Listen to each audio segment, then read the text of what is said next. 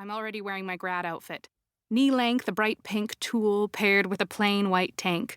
I'd forgotten how the tulle itches, how in summer's heat skin against skin chafes. But I don't have time to switch it out, and nothing else in my heavily merino wool wardrobe fits the occasion. Hank's wearing sweatpants, but since my brother's not graduating, he doesn't have to be at the school as early as I do. Thanks. You look half asleep. Hank laughs.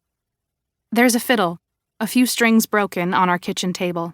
Well, my dad was raised by a white family and later married our white mom. These days, Dad works to keep the Métis Nation accountable, as they more often than not barrel over First Nations rights while fighting the government to establish their own.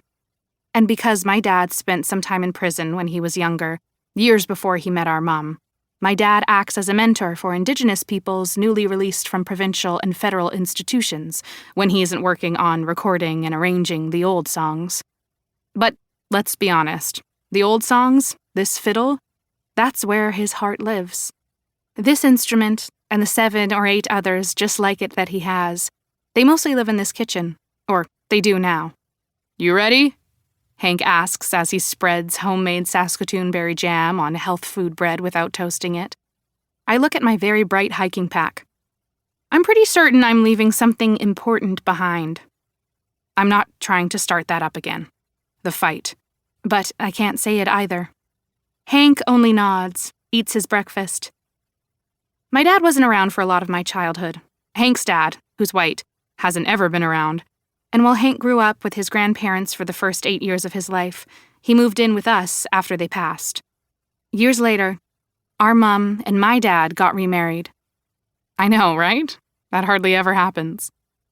Across the kitchen, along the long wall, are my mom's pretty, mostly floral-themed political cross-stitch projects. Keep your hands off my uterus. Abortion is health care. Yes, my parents raised me up so that I don't believe in colonial borders or faux apologies made by the church for genocide or other violences. But I've always been a little angry, a little mad that the world around us seemed too large, too unwieldy, until science camp, the summer before grade 6, and suddenly everything made sense. With science, there are answers. Hank's still eating, still ignoring me. Our mom comes into the kitchen to start on her boiled egg breakfast, and a minute later, so does my dad.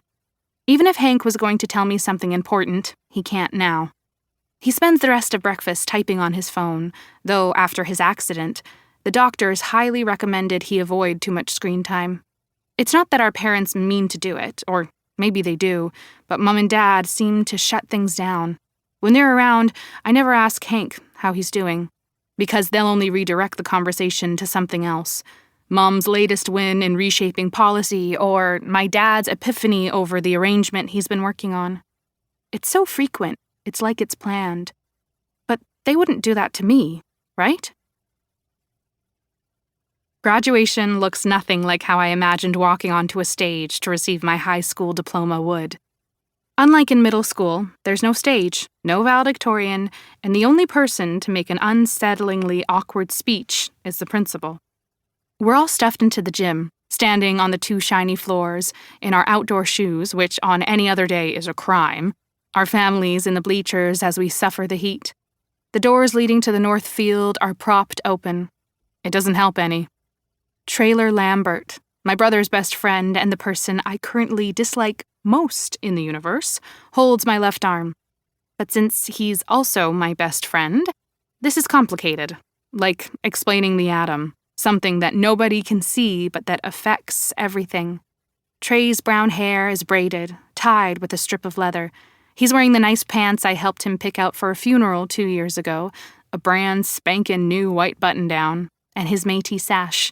It's similar, but not identical to the one my dad and uncle wear. I don't know exactly how they're different, only that they are. This is a question I've never asked, and that's on me.